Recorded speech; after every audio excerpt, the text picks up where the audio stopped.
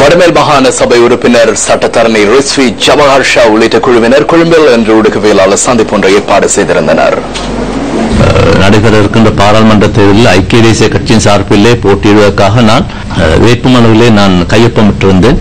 கையொப்பமிட்டதன் பின்னர் வேட்புமனு தாக்கல் செய்கின்ற 13ஆம் தேதி சூழ்ச்சியின் மூலம் ரகசியமாக என்னுடைய பெயர் டிபெக்ஸ் பண்ணப்பட்டு அந்த இடத்துக்கு ரிஷாட் பதூதீன் அமைச்சருடைய கட்சியின் வேட்பாளர் உட்புகுத்தப்பட்டிருக்கின்றார். ரிஷாட் பதூதீன் அவர்கள் குருநாகல் மாவட்ட அரசியலுக்குள் நுழைந்து மிகவும் அநாரியமான முறையிலே, அசிங்கமான முறையிலே இந்த மாவட்டத்தின் அரசியலுக்குள்ளே நுழைந்திருக்கின்றார். 2000ஆம் ஆண்டு ரிஷாட் பதூதீன் அவர்கள் இந்த அரசியலுக்குள் நுழைகின்ற போது குறைந்தது அவருக்கு ஒரு 10 பர்ச்சஸ் காணி கூட இருக்கவில்லை.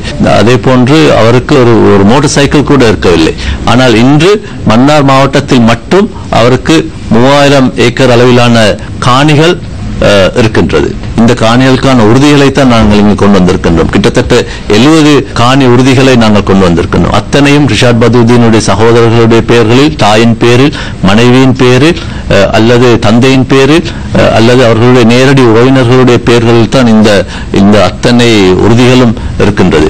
இது மன்னார் மாவட்டம் தொடர்பான உறுதிகள் மட்டும்தான். எதிர்காலத்திலே அவருடைய புத்தளம் மாவட்டத்திலே இருக்கின்ற சொத்துக்கள் தொடர்பாக, அதே போன்று கொழும்பிலே இருக்கின்ற அவருடைய சொத்துக்கள் தொடர்பான விவரங்களை நாங்கள் வெளியிடுவதற்கு தயாராக இருக்கின்றோம். இவ்வாறான சொத்துக்கள், இவ்வளவு சொத்துக்களை அவர் எவ்வாறு இவ்வளவு குறுகிய காலத்துக்குள் பெற்றுக்கொண்டார் என்பதுதான் எங்களுடைய கேள்வி. மெகா கன்ஸ்ட்ரக்ஷன்ஸ் பிரைவேட் லிமிடெட், அதே போன்று Lanka green farm private limited, அத்தனையும் அவருடைய உறவினர்கள், நேரடி உறவினர்கள் அதனுடைய பங்குதாரர்களாக இருக்கின்றார். அந்த நிறுவனங்களின் ஊடாக வாங்கப்பட்ட நிறைய ஆதனங்களுடைய காணி உறுதிகள் எங்கள் கைவசம் இருக்கின்றன. அதே போன்று மெகா கன்ஸ்ட்ரக்ஷன் பிரைவேட் லிமிடெட் என்ற நிறுவனத்தினூடாக செய்யப்பட்ட கொந்திராத்துக்கள், அதிலே பெறப்பட்டுக் கொண்ட நிதிகள், செய்யப்பட்ட ஊழல்கள் தொடர்பாக அத்தனை விடயங்களை நாங்கள் இங்கே கொண்டு வந்திருக்கின்றோம். சியலுமஸ் அவருடைய நிறுவனங்களில் எந்தவொரு விலைமனு கோரலுமின்றி ஒப்பந்தங்களை வழங்கியுள்ளார். இந்த திருட்டு பணத்தை தேர்தல் பிரசார நடவடிக்கைகளுக்காக பயன்படுத்துகிறார். இது தொடர்பில் தேர்தல் ஆணையாளருக்கு எழுத்து மூலமாக அறிவிப்பதற்கு தயாராக இருக்கிறோம். லஞ்ச ஊழல் ஒழிப்பு விசாரணை ஆணைக்குழுவிற்கு இது தொடர்பில் நாங்கள் அறிவித்திருக்கிறோம். ඔබතුමා කොහොමද දන්නේ මේ නාම යෝජනා සම්බන්ධව කියලා මේක? නෑ මම මේ සම්පූර්ණ විස්තර ඔක්කොම නෑ මම ඒක විතරක් නෙමෙයි. රිෂාඩ් තමයි කැපුවේ. රිෂාඩ් කැපුවේ ඉන්න නෑ රිෂාඩ් කියලා කියන්නේ.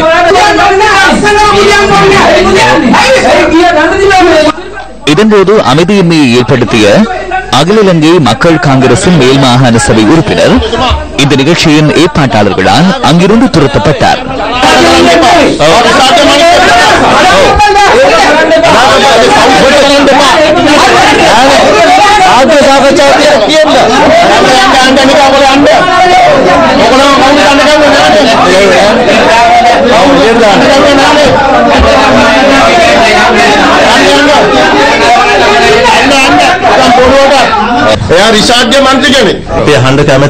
இதுவா ஜனநாயக வீர நாங்கள் கேட்க விரும்புகிறோம். ரிஷாட் பதூதீனிடம் கள்ளப்பணம் பெற்றவர்கள் தான் இங்கு வந்து கதைக்கிறார்கள். மார்ச் மாசம் 6 වෙනිදා මාර්ච් මාස රිෂාඩ් බදූදීන් ඇමතුමා සම්බන්ධ බ්‍රයිබරි කොමිෂන් එකට මම තමයි ඩොකියුමන්ට් එකක් බාර දුන්නේ. மார்ச் மாதம் 6ஆம் தேதி லஞ்ச ஊழல் ஆணைக்குழுவுக்கு ரிஷாட் தொடர்பான ஆவணங்களை நானே சமர்ப்பித்தேன். ஒரு வார காலத்துக்கு முன்பிருந்து என்னுடன் கதைத்தார். ஆவணங்களை கொடுக்க வேண்டாம் என்றார். அவற்றை நான் பதிவு செய்து வைத்துள்ளேன். பின்னர் பணம் தருவதாக இது தொடர்பில் கதைக்க வேண்டாம் என கூறினார். நான் தனிப்பட்ட தேவைக்காக நோன்பு காலத்தில் பாங்காக் சென்றேன். அவரிடம் பணம் வாங்கி நான் ஐரோப்பா சென்றதாக கதை கட்டிவிட்டார். பலரும் என்னிடம் அது தொடர்பில் கேட்டனர். கோபத்தில் நான் மீண்டும் நாடு திரும்பினேன். கடந்த 6ஆம் தேதி இது தொடர்பில் நான் ஊடகத்திற்கு தெரிவிப்பதாக இருந்தேன். அதற்கு முன்னர் 5ஆம் தேதி ஊடகவியலாளர் சந்திப்பொன்றை கூட்டி நான் அவரிடம் கப்பம் கேட்டதாக அவர் தெரிவித்திருக்கிறார். 14 வருடங்களாக அவருடன் தொலைபேசி மூலமாகவோ நான் உரையாடியதில்லை. தேநீர் குடிக்கவும் இல்லை.